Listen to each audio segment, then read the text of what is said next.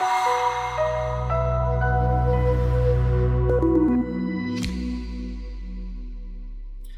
and welcome to the HI European Market Neutral Monthly Update for January 2022. I don't think many investors are going to forget January 22 in a hurry. It's been a very difficult time for markets overall. We've seen a well talked about and easy to follow sell-off in all things growthy, so high growth stocks, many of the best places to hide in not only last year, but frankly the last decade or so of developed markets, particularly in Europe. Many of those stocks sold off very aggressively this year. We've seen smaller and mid-cap indexes also sell off pretty hard on the back of that.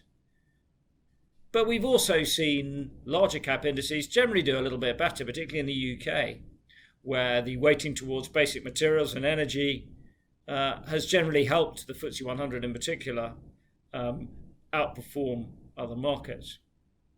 So how have we fared in this difficult time? Well, frankly, not too badly. We've done well to have some good longs in some of those value winners, some of those what I describe as naughty chair stocks from previous eras.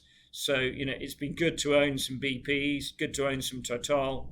These are responsible, well-managed, well-invested energy businesses that we think have got an important part to play in the energy transition that all economies are going to go through in the next 20 years. So we're very pleased to have held those and benefited from their very strong performance. As we look elsewhere in the book, it's actually been a very balanced portfolio that's helped. While we may have a bit more of a growth bias in Europe, we've been short and long, a mixture there. So, we've benefited a lot from being short an Adevinta, but long an ADN, just to take the two A's there in terms of, growth winner that we think might recover after a smash up at ADN or a more challenged player like Adevinta. So it's that kind of balance from A to Z in the portfolio that's really helped us contribute to a very balanced performance and actually a pretty resilient performance overall. The UK part of the portfolio has played a strong part too. And again, it's balanced there. And particularly in the UK, having a bit of a long in travel.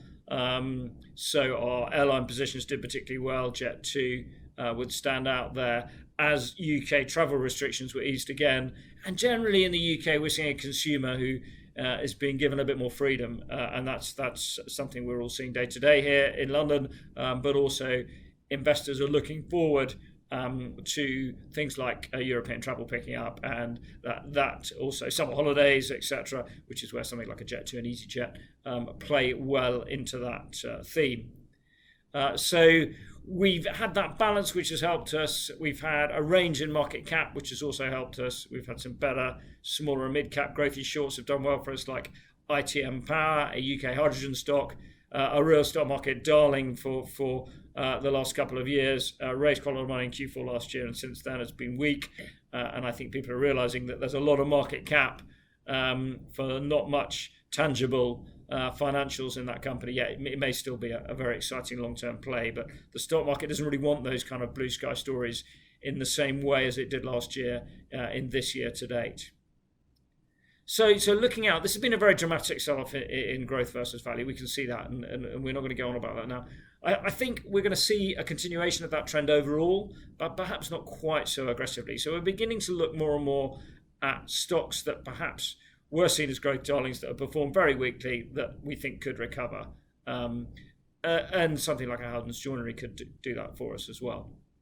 And I think it's a question of finding some of those and being bold with our choice of shorts and accepting that there's some companies that are going to come under quite a lot of pressure this year if they're not going to deliver numbers. Delivering growth could be a challenge in 22. There's enough going on in the world.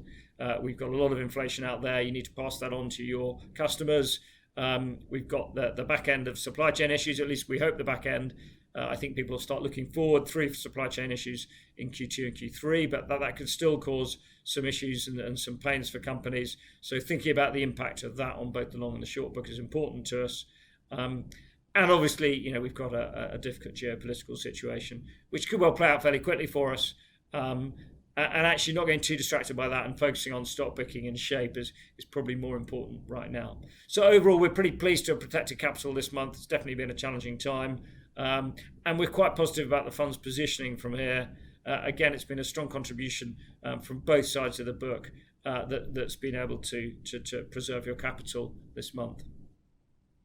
Thank you very much indeed for listening to us again this month and your support. And I look forward to updating you again in 4 or 5 weeks' time.